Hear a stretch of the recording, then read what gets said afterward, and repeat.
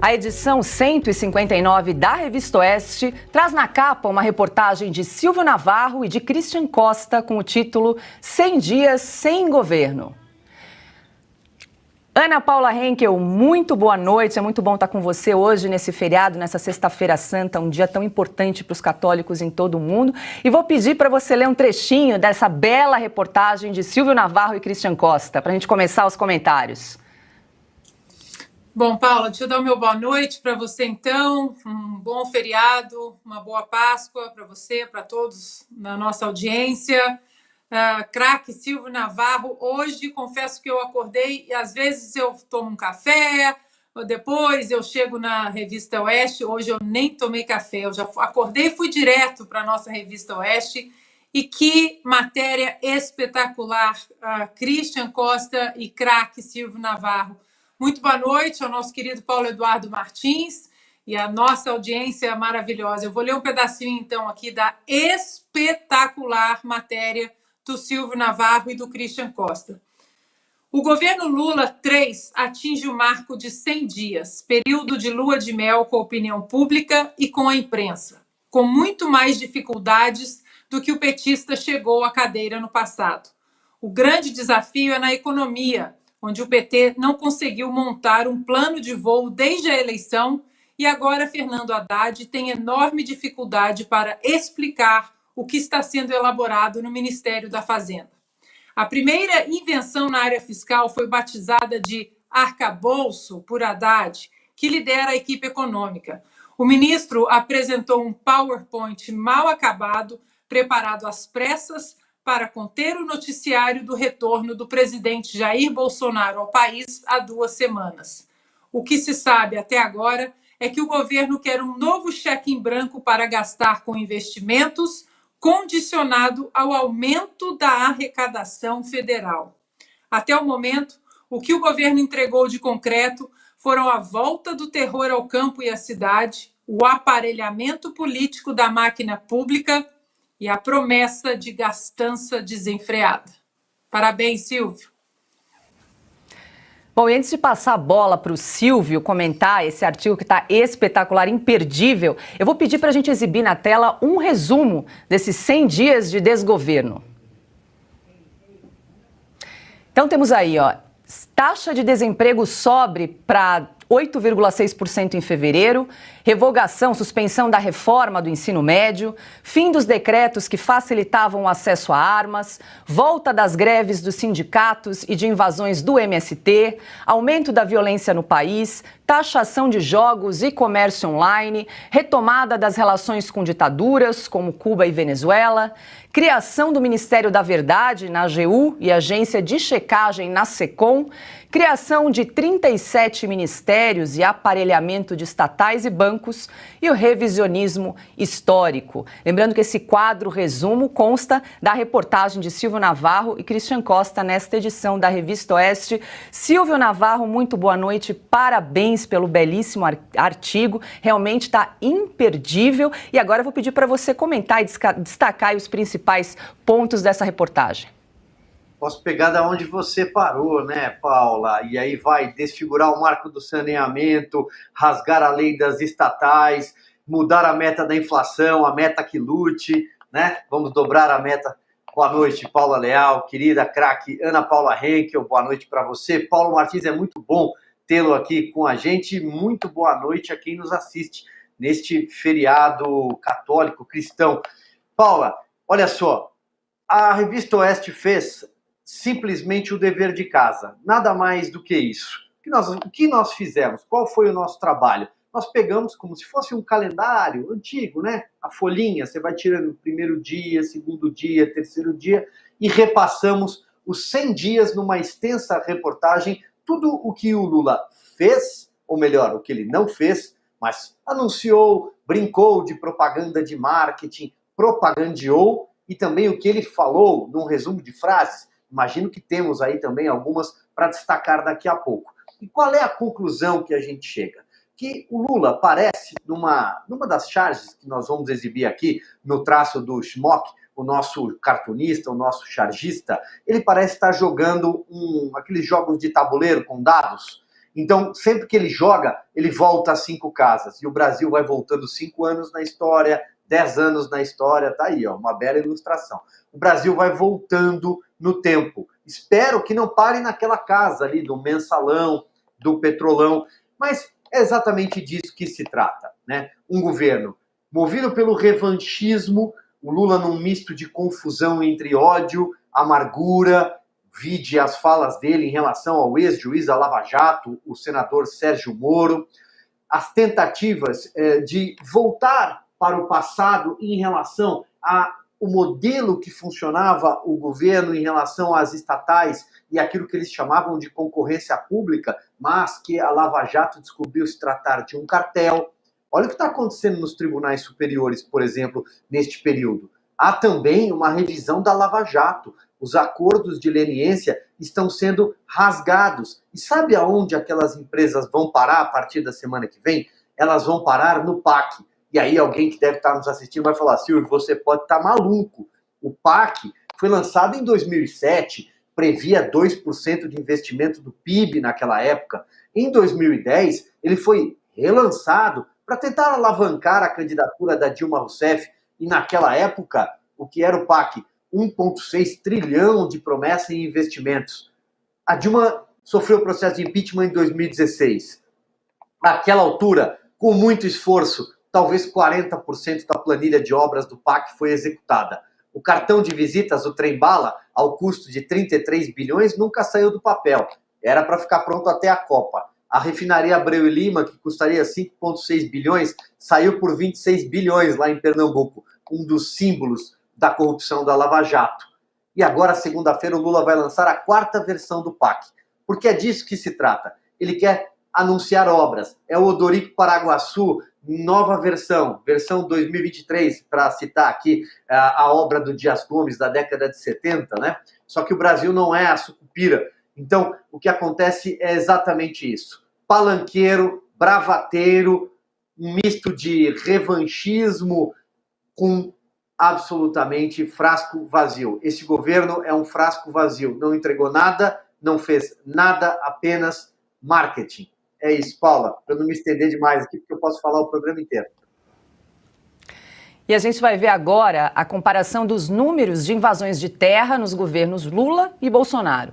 Nos 100 dias de Lula, ocorreram 35 invasões. Nos 4 anos de mandato de Bolsonaro, foram 62 invasões. Já dá aí para perceber que há uma mudança de política nesse governo em relação a invasões do MST. E agora eu quero dar as boas-vindas a Paulo Eduardo Martins, meu xará. Seja muito bem-vindo aqui ao programa Oeste Sem Filtro e quero ouvi-lo em relação com a sua análise em relação aos 100 dias desse governo. Boa noite, Paula. Boa noite, Ana Paula, minha amiga. Boa noite, Silvio, brilhante jornalista, coordenando um trabalho maravilhoso. E hoje eu estou me sentindo aqui como o Amarildo na Copa de 62. Estou substituindo só o Augusto, né? Tenho que dar conta. Mas vamos lá, é um prazer estar com vocês aqui nessa Sexta-feira Santa. Olha, esses 100 dias do governo Lula, eles mostraram exatamente o que é o PT politicamente, o governo do PT. Eu não esperava nada diferente disso. A gente tem que entender o momento do PT, do Lula e das lideranças que compõem o partido agora, em 2023, e estabelecer a diferença que era em 2003, 2004, 2006, 2010, né, nas experiências de poder anteriores do PT. O PT sempre desenhou chegar ao poder para não sair mais. No início do seu projeto, no início do sucesso do seu projeto, quando eles vencem a eleição em 2002, eles falavam em manutenção de poder em 20 anos. Tá? Não que desejassem sair em 20 anos, mas que talvez não conseguissem permanecer mais. Por isso, inclusive, havia textos do PT refletindo a respeito, dizendo que por volta de 2016 ou 2020 seria necessário uma força auxiliar do PT vencer as eleições para trocar o rótulo e continuar o projeto, porque eles chegariam lá já com uma fadiga de material. Era essa a expressão usada nos debates internos do PT. Ocorre que o partido passa por situações traumáticas, a corrupção sistêmica do partido foi explicitada para o mundo inteiro. e ali viu-se um dos maiores escândalos de corrupção da história humana, já documentado, petista goste ou não, isso é um fato, e o seu líder maior na cadeia, preso, e depois retoma a cena social, política e eleitoral por conta de filigranas jurídicas, manobras, erros processuais, seja lá o que for, mas sem necessariamente lavar a sua imagem ou o reconhecimento de parte da população brasileira como ele sendo um homem honesto. Não, muita gente não pensa assim. Então ele se candidata não para restabelecer um projeto de gestão que venha a sustentar um projeto de poder, como foi lá no início, mas sim para organizar uma força revanchista. O Lula não apresentou um plano de governo na campanha. Aquele que se registra para apresentar à imprensa e aos eleitores uma diretriz, o Lula não fez isso. E boa parte da imprensa super simpática ao Partido dos Trabalhadores achou que isso era normal, era dispensável porque precisava derrotar o bolsonarismo, né? Uma força maligna, antidemocrática, que queria acabar com as planetas, com tudo, enfim, tudo de ruim, né, na visão dessas pessoas. Então ele acabou vencendo a eleição e no seu exercício de poder reflete exatamente a sua condição psicológica e não plano nenhum. Note que tanto o Flávio Dino, figuras que dão a cara por esse governo e o próprio Lula, só fazem atacar adversários e quando as medidas, né, efetivas do seu governo são de revisionismo. Agora o marco do saneamento. Nesta semana, a medalha Princesa Isabel, como se a Princesa Isabel e o Gama não pudessem coexistir, né? São figuras que compõem, na verdade, a mesma história. Mas o PT, neste momento, é exatamente isso. Não um partido convencional que tem um projeto de gestão para apresentar resultados do país, mas sim apenas uma força de vingança. Ana, bom lembrar para quem nos acompanha, quem está chegando agora, que o governo vai completar 100 dias na próxima segunda-feira, dia 10 de abril, e Lula já prometeu relançar o tal do PAC, o Programa de Aceleração de Crescimento, lá de 2007, do governo Dilma. Não é à toa que nós chamamos esse governo de desgoverno, né? Porque é um desgoverno completamente desgovernado, redundante assim mesmo, porque até agora, 100 dias... nós não vimos absolutamente nada. Agora, o Paulo Eduardo Martins tocou num ponto que nós falamos muito aqui o ano passado. Ninguém fez nenhuma pressão para que o então candidato, né, Lula, apresentasse um plano de governo. Qual é o ministro da Economia? Qual o ministro da Infraestrutura, da Agricultura, né? Pastas que foram extremamente técnicas no governo do presidente Jair Bolsonaro, e o Lula ficou enrolando. A imprensa não fez pressão, os Faria Lulers, né? Não é nem Faria Lima, é Faria Lulers, muitos fizeram L, também nem aí. Agora muitos, Armínio Fraga, Henrique Meirelles, eu estou com medo, eu estou preocupado. Ora, não teve absolutamente nenhuma indicação de qual seria o caminho deste desgoverno. Repito, saímos de 24 ministérios, se eu não me engano, para 37, uma infinidade de penduricalhos, de gente, de secretarias, de gente mamando no dinheiro do pagador de impostos, impostos que serão aí aumentados, né? A gasolina foi reonerada, né? O orçamento secreto mudou de nome, passou para emendas, né, do relator, ou seja, não foi por falta de aviso, né? Muitos foram enganados pelas falácias, pela agenda mentirosa do PT, agenda de campanha, porque eles enrolavam, eles não falavam absolutamente nada. Já que estamos numa sexta-feira da paixão, falando sobre cristãos e católicos, o Lula sempre defendeu o aborto, sempre defendeu, há vários vídeos dele defendendo o aborto, vídeo recente dele defendendo, mas a madame que quer abortar, ela vai para Berlim, ela vai para Paris, e aqui no Brasil, depois a campanha viu que isso foi um baita tiro no pé com os evangélicos, com os católicos, com os presbiterianos, com os cristãos, né, de maneira geral, no Brasil, e aí ele deu uma, né, voltou, só que agora nós temos visto ministras, né, já encampando esse canto de novo de colocar o aborto como uma das políticas de saúde feminina. Saúde para quem? Saúde para quem? O assassinato de bebês nos ventres das mães, saúde para quem? Então, Paulo e Silvio, estava tudo escancarado. O que foi dito já era nefasto, vil e covarde, e o que não foi dito não foi pressionado para que fosse dito. Porque se eles dissessem alguma coisa, o brasileiro faria exatamente o fio com a administração 1 e 2 do PT, que a primeira foi até um segmento ali, né, de Fernando Henrique, né, o Lula até fez as pazes, né, teve uma certa trégua, mas hoje nós sabemos muito bem que aquela falsa trégua era simplesmente o campo sendo arado para os inúmeros esquemas de corrupção, né, que se seguiriam ali no segundo mandato do Lula e depois no PT 2 com a Dilma. Então, Paula, não foi por falta de aviso.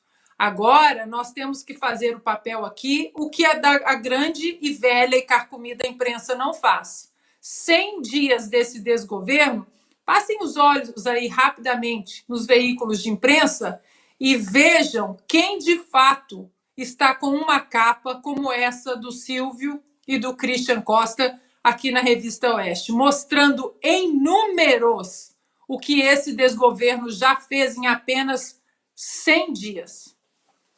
E antes de passar a bola de novo para o Silvio comentar e outros destaques desse governo Lula 3, eu pedi para a produção exibir uma outra charge feita pelo nosso cartunista Schmock. Aí, ó. 100 dias sem rumo, sem plano, sem picanha, sem vergonha. Essa charge está circulando nas redes sociais e você pode acompanhar também no site da Revista Oeste, revistaoeste.com, tanto essa charge quanto a outra que o Silvio mostrou, que está, inclusive, na reportagem de capa desta semana da Revista Oeste. Diga lá, Silvio, o que mais você pode destacar dessa reportagem? Pois é, Paula, a gente poderia, como eu disse, passar, infelizmente, o programa inteiro falando em 100 alguma coisa, né? Tá faltando muita coisa.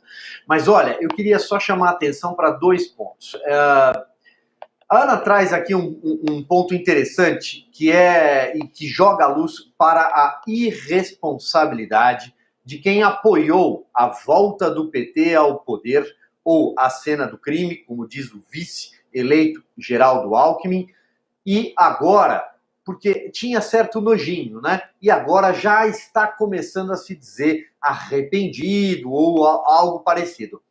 Essa irresponsabilidade vai custar muito caro. Quem acompanhou, por exemplo, e eu fiz, obviamente, por dever de ofício e não por nenhum gosto pessoal, a entrevista de José Dirceu, acredite se quiser, Rede Vivo, ontem, a uma emissora de televisão, e nós fizemos um resumo no site da revistaoeste.com, vai perceber o tamanho do problema que acumou ao apertar 13 na urna.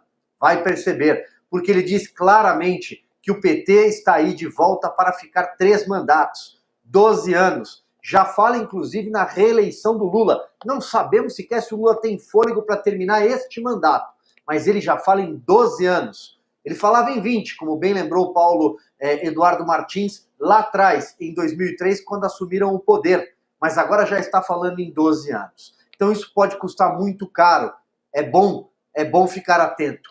Outros pontos que eu queria destacar, Paula. A segurança pública é um governo que é adepto à bandidolatria, tem na figura e em todo o guarda-chuva do Ministério de Segurança Pública e Justiça defensores do desencarceramento, enquanto assistimos às terríveis cenas de terrorismo no Rio Grande do Norte, por exemplo, um estado pequeno, né? O estado potiguar ele é bem pequeno, e já tem 40 cidades dominadas pelo crime. O crime está vencendo o Estado. É um Estado administrado pelo PT. E até agora não entendemos como a governadora não foi retirada do cargo, afastada para uma intervenção federal. No Rio Grande do Norte, um estado pequeno, repito, está acontecendo algo muito menos, com muito menos, uma população muito menor, mas a magnitude é muito mais grave do que um 8 de janeiro, por exemplo, em Brasília, onde houve intervenção federal imediata. Isso para falar da segurança pública. Um celular é roubado a cada 3 minutos na Avenida Paulista e temos um presidente da República que diz que cadeia está cheia de inocentes. Na área econômica, no cenário de 15 estados, onde são relevantes, né, as indústrias de transformação e extrativistas, por exemplo, 8 estados registraram recuo na produção. Há casos de grandes empresas que foram embora do Brasil, marcas como a Centauro, por exemplo, ou fábricas fechadas no Nordeste como a Riachuelo. O empresariado está com medo porque o índice de desemprego está, sim, avançando nesse primeiro trimestre de governo. Eu sei que é cedo, mas já está avançando. Isso para citar a seara econômica, Paula. E separei isso, olha, mais um ponto aqui que eu acho que a gente não pode deixar de falar. É um governo que está disposto a cercear liberdades. Tem uma agência de checagem de notícias própria, algo que nenhum outro governo, a não ser as ditaduras, inclusive os nossos vizinhos cucarachos, talvez a Venezuela, em Cuba, com o DGI, mas poucos países onde a democracia tem algo parecido. Eu, de cabeça aqui, me falha a memória se algum tem. E temos uma Advocacia Geral da União, chefiada pelo senhor Jorge Messias, o Messias da época de Dilma Rousseff, que trata de perseguir opositores. É um governo que visa o cerceamento da liberdade. Isso já ouvimos da boca do senhor ministro Flávio Dino com todas as letras. Aliás, a última, e aqui encerro, a última fala dele, ele tentou envolver o bolsonarismo marginalizado pelo consórcio da imprensa e pela esquerda numa tragédia, numa monstruosidade que aconteceu em Blumenau. E aí eu fico por aqui, Paula.